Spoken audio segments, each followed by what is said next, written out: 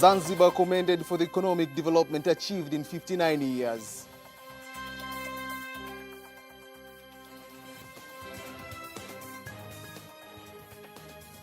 The government declares national guidelines for carbon business.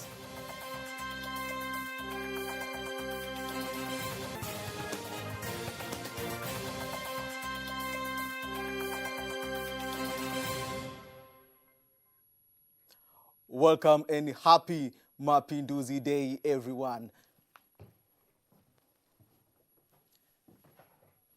Good evening. My name is Kefai Gilo. You can follow us live via our YouTube channel, TBConline, and also get all the latest news through our Instagram, Facebook, and Twitter pages at TBConline. The instructions issued by the President of Zanzibar and the Chairman of the Revolutionary Council, Dr. Hussein Ali Mwinyi, to allocate the budget for the Zanzibar Revolutionary celebrations to the education sector affirms government's commitment to improve the sector. So Mumavura reports. The 59th anniversary of the Revolution this year is being celebrated in different ways. Defense and security force marching along some roads in Unguja. This follows the instruction of President of Zanzibar and the Chairman of Revolutionary Council, Dr. Hussein Ali Mwinyi, to allocate the budget of celebration to education sector.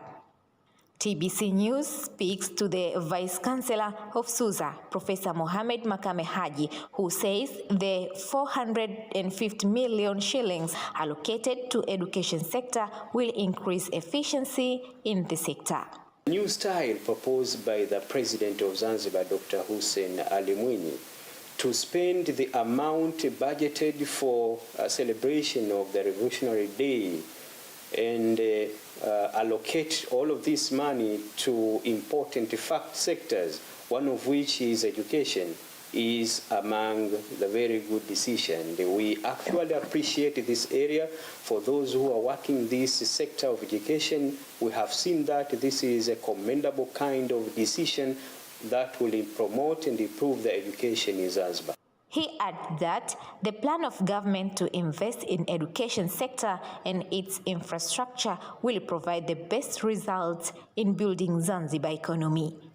Mind that Zanzibar needs a lot of expertise in areas of blue economy, including tourism and some other sectors. The amount proposed and allocated in a sector of education will definitely add more values in the creation of opportunities for those who needs more space in building capacity, and this of course will help the entire society having capacity to engage fully in areas of implementation of the blue sectors in all of the subsectors of our blue economy. So Mumavura, TBC, Zanzibar. Leaders of some political parties in the country commend the economic development achieved by the government of Zanzibar over 59 years of Zanzibar Revolution. This includes improving the infrastructures and the implementation of the Blue Economy Policy. Here is a report prepared by Henry Mabumo, read by Nasa Kingu. The 59th anniversary of Zanzibar Revolution this year is being celebrated in different ways. Defense and security force marching along some roads in Unguja. This follows the instruction of President of Zanzibar and the Chairman of Revolutionary Council, Dr. Hussein Ali Mwinyi, to allocate the budget of celebration to education sector. TBC News speaks to the Vice Chancellor of SUZA, Professor Mohamed Makame Haji, who says the 450 million shillings allocated to education sector will increase efficiency in the sector. New style proposed by the President of Zanzibar, Dr. Hussein Ali Mwinyi, to spend the amount budgeted for a celebration of the Revolutionary Day and allocate all of this money to important fact sectors, one of which is education, is among the very good decision. We actually appreciate this area. For those who are working this sector of education, we have seen that this is a commendable kind of decision that will promote and improve the education in Zanzibar. He added that the plan of government to invest in education sector and its infrastructure will provide the best results in building Zanzibar economy. Mind that Zanzibar needs a lot of expertise in areas of blue economy, including tourism and some other sectors. The amount proposed and allocated in a sector of education will definitely add more values in the creation of opportunities for those who needs more space in the building capacity, and this of course will help the entire society having capacity to engage fully in areas of implementation of the blue sectors in all of the subsectors of our blue economy. So Mumavura, TBC, Zanzibar. The Vice President, Dr. Philip Mpango, has instructed planting of trees should be mandatory, and all councils in the country are to ensure that they reach the goal set of planting 1,500,000 trees per year. Mpango was leading tree planting campaign in Dodoma earlier today. The exercise is part of celebrations of 59 years of the Zanzibar Revolution. Sasa nawataka wakuu wa mikoa. I instruct regional commissioners, district commissioners, district executive officers, Minister of State President Office, regional administration and the local government to plant trees. Tree planting is no longer voluntary. It is a must to do so. As we discussed on planting 1,500,000 trees, you should make sure all it is well executed. Ikawe hivyo kweli na msimamie.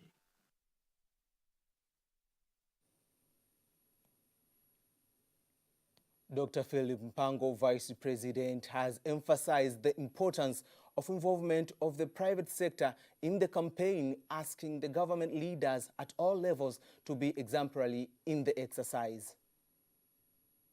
Process. I want to see a green Dodoma. And you, as the local government authority, you should make sure Dodoma transforms into a green region. Dodoma has underground water. We should look for it. Everyone should get involved in this. I am very happy to see local government leaders. You should make sure every citizen water the trees. They are responsible to water. They should also make sure the trees grow. Miti iliyoko mbele yake anaimwagilia na inakuwa, na viongozi mkague.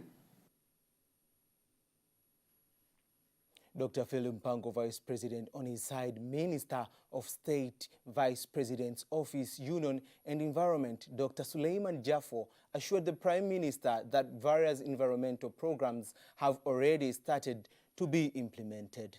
The programs include allocating areas to government and private institutions to plant trees, and instructions are given on how to take care of them. Dr. Suleiman Jaffo, Minister of State, Vice President's Office. And of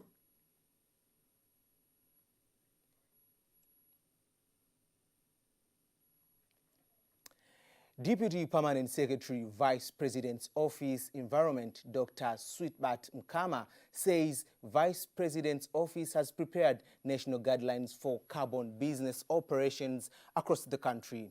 The guidelines will be applicable to all areas conducting the business. He was addressing a meeting in Rukwa aimed to introduce the project to restore the forest ecology in Rukwa Lake Basin. Here is a report by Hosea Cheo, read by Teddy Mparanyanga. While some people in the country have begun to benefit from carbon business due to the forest conservation and management, the government has set up guidelines for the operations of the business that will be applicable throughout the country. The Vice President of Union Affairs and Environmental has prepared a national plan of 2022 on the carbon business in order to give a producer on how to conduct the carbon business nationwide. Insights. There are guidelines and policies on how to conduct the carbon business. When you get customers, do not rush into signing contracts, bringing them there to us. We are the coordinators, and you are the ones to implement what we suggest. Carbon business is a new business in the country. Tanganyika district in Katavi region continues to benefit from this business and has earned billions of money. We have received 4,276 million shillings, but in distributing across those 8 villages, it depends on the size of the forest they own. But as a council, we take 10% of the money. All citizens should involve themselves in conserving the environment. People should conduct farming activities near water sources. People should not burn charcoal. Due to the benefits of the carbon business, the government has started a 5-year project to restore ecology in the forest in the Rukwa Lake Basin. This project will have these tasks. Katika bonde la Ziwa Rukwa, huu mradi unatekelezwa kwenye halmashauri za Tanganyika. On the Rukwa Lake Basin, this project is being implemented in the Tanganyika councils, Sumbawanga and Mbindwe, and in those areas we have 8 wards and 24 villages. And the main aims of this project is to retain natural growth of our forest and damaged land and to bring back their value. But also the project looks at the economic activities that citizens of those areas conduct. Mradi unaangalia pia shughuli za kiuchumi za wananchi katika hayo maeneo. For the project of sustainable ecology in the forest in the Rukwa Lake Basin, members of the environmental communities of Rukwa and Katavi have met in Sumbawanga to evaluate the project. Teddy Mparanyanga, TBC News. Deputy Minister for Information and Communication Technology, Deputy Minister of Information and Communication Technology. There's a challenge going on. Sorry, let's go for the short break and we'll be back.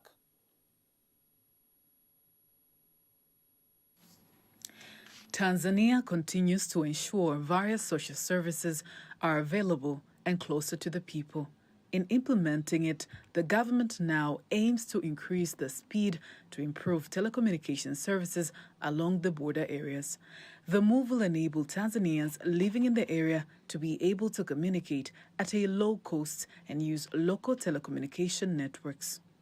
Kuhusu mawasiliano ya simu, kuna nchi ambao wanaishi katika mipaka. There are some people living in border areas using telecommunication networks of the neighboring countries. This means that in one way or the other, they continue to contribute to the economy of the neighboring countries without their knowledge. Through the Ministry of Information, Communication and Technology, through our communication fund, we continue to build communication infrastructures along borders of our country. We started with Mtukula, we went to Namanga, and now we are here in Silali and Kisumu. We continue to strengthen all borders to ensure that Tanzanians feel proud to use networks originating from their own country. Regarding the reach of TBC Taifa and TBC FM in the border areas, the government says that the plan to improve the reach continues to be implemented, and the government has already invested billions of money in the corporation. We have our TBC1 and TBC2 television. We continue to ensure that all Tanzanians are reached by radio and television broadcasts. These are the instructions of the President, Dr. Samia Suluhu Hassan, to ensure that we focus on improving the entire infrastructure of our broadcasting organization. On their part, experts from the Communication Fund for All, together with the Tanzania Broadcasting Corporation, have explained how they are prepared to solve the communication challenges faced by the people who are living in rural areas. Thank you for ensuring that this issue has reached President Dr. Samia Suluhu Hassan, and we thank her for sending you here. Faida Ngaga, TBC News. Watumishi Housing Investment has announced the $12.95 billion shillings have been raised after the selling of Faida Fund units through initial public offer window. The fund collected exceeded the initial target of raising 7.5 billion shillings. Rehema Sebabili reports. The oversubscribed units were offered to public from the 1st November to December 2022 and exceeded the initial target by collecting 5.45 billion shillings, more than equal to 173% of the expected collection. Chief Executive Director of Watumishi Housing Investment, Dr. Fred Msemwa, revealed that information when he was giving the result report of the financial sale of Faida Fund units sold at 100 shillings per unit during the IPO. We have been able to mobilize 12.95 billion instead of 7.5. This performance is 175%, which is over and above what we had planned, which means people have responded positively, and it indicates that investors have confidence in Faida Fund. That's why they are able to invest and put their money. So we're happy to have achieved that level of performance, and we hope going forward Faida Fund will be able to access more people and more institutions with a view to mobilizing more funds to be invested and therefore benefit a wider public as per our objectives. 60% of the funds collected have already been invested in bonds and 40% in the financial market. Value their properties, including land, buildings, and the other resources for various financial purposes. The move will enable them to realize the value of their asset and find best way to protect them. Emmanuel Samuel reports. Speaking to TBC in Dar es Salaam, the valuation expert Mr. Edward Mbankukila, who is also the chairman of Trepland Economic Properties, because of not taking actions of valuing their properties. You know how you know the size of your farm, 10 acres, 4 acres, 3 acres, have 100 cows, have whatever. Those are your assets, private asset.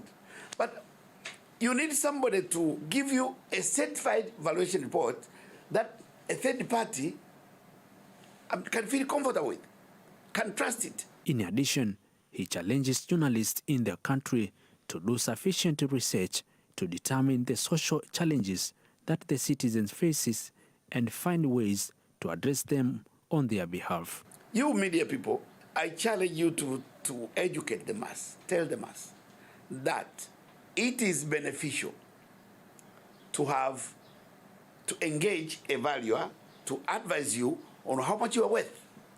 Some Dar es Salaam residents say that more knowledge and awareness on property valuation should be done to equip them with enough understanding of the process. So long as in Tanzania, many of people do not know the resources they have. And it is very important that every person should know the resources he has.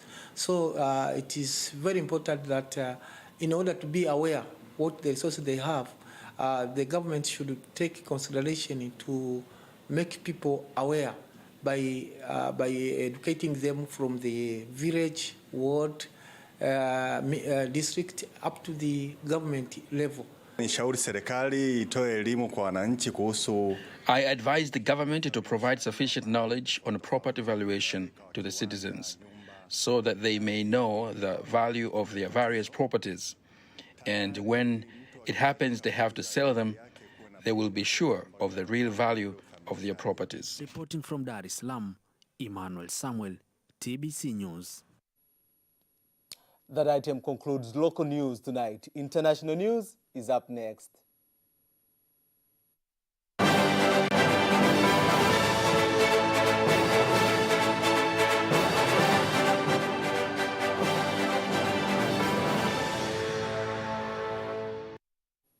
Hello and welcome to International News. Sri Lankan former President Maithripala Sirisena has been fined to pay damages for failing to prevent 2019 Easter bombing attacks. The court has ordered him to pay $27,000 to to victims' families. 269 people were killed in 2019 when ISIL-linked group bombed churches and hotels in Colombo. Supreme Court said then President Sirisena has received enough intelligence to act. Judges ruled against the other officials, including former Defense Secretary and intelligence chiefs. Trials of 25 men accused of planning the 29 attacks is set to be presumed next month in Colombo. Thousands of New York City workers have returned to work. They have reached an agreement with hospital ending this week workout. Nurses of 2 private and non-private hospitals launched a strike over working conditions. Hospitals have been severely understaffed since pandemic. Nurses have to work the long overtime hours and more often forced to skip meals and even bathrooms breaks. From North America to Asia, U.S. and Japan announced plans to expand military cooperation on China, the greatest security change in the region. Washington is to deploy mobile marine unit to Okinawa in Japan. Japan's foreign and defense ministers have been holding talks with American officials in Washington, D.C. Still in Asia, Taiwan Armed Forces had launched drills on Wednesday as tension with China grows. Followed the move of fierce tension with China. Thai police says 57 China aircraft drilled line during the weekend. Beijing considers Taiwan as its territory. The Indian community of Josmath is being evacuated as its building scramble. It is blamed on non-stop construction and changing environment. About 600 houses and hotels are sinking in the Himalaya town. The town is near of numbers of important religious sites in Himalaya, attracting thousands of pilgrims every year. The land is sinking, roads have been damaged, houses and people have been affected. The government of India is offering compensation about $800. The town has populated of 200 people. Hundreds of people have been moved to temporary homes. That was international news. Sport news is up next.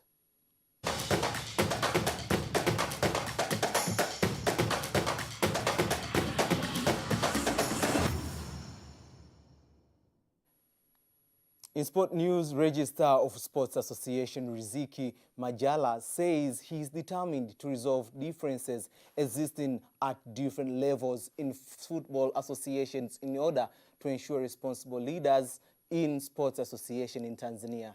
There have been reports regarding the ongoing Tafka election in Coast region whereby some leaders do not qualify for some positions while others are reported to have overstayed. Some allegations that in Coast region that some of the members, the district football associations of Kibiti, Kibaha and Rufiji have their leaders who have been overstayed in their leadership authority for more than 2 years. And that means they have expired. They are supposed to conduct the district FA elections 2 years back, but till this time they are still in leadership contrary to the mandate as per their constitutions. Majala also reminds Tanzania Women Football Association to consolidate their structure and leadership system from district to national level according to the constitution. Mr. Omar Mohamed Mchengerwa, we reacted on that, implementing his directives and orders the restructuring of the Tanzania Women Football Association, right from the district level to create the District Women Football Association, having its constitutions, its regulations, leadership, and other committees according to their constitutions, so that when they come to the national, they are legal leaders to participate in the national and regional Women Football Association meetings. Simba Sports Club head coach Robert Olivia says the friendly match against Russia giant CSKA Moscow will help him to build a strong team for CAF Championships League tournament.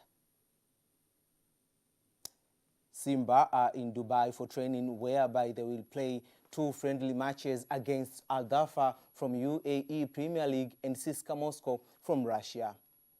Difficult game, but it's very important because the same Champions League. Yeah? But what's our objective? Well, input outside, our strategy, try, okay, check our players in first half and second half for break decision, because my objective after a friendly game and prepare, build 11 players for a start game. It will be my objective. About that, we break decision about the 2 friendly games, because we cannot, for example, play 3-4 friendly games, because we need to give priority for physical condition, you understand? It's very important. About that, I am very happy. Good program, good performance, good feedback. The players understand very fast new mentality, a new objective. It's football, professional, modern football. Every day we change our science about the program for the technical. And that marks the end of News Bulletin for tonight. Thank you very much for watching. My name is Kefa Igilo. Good night.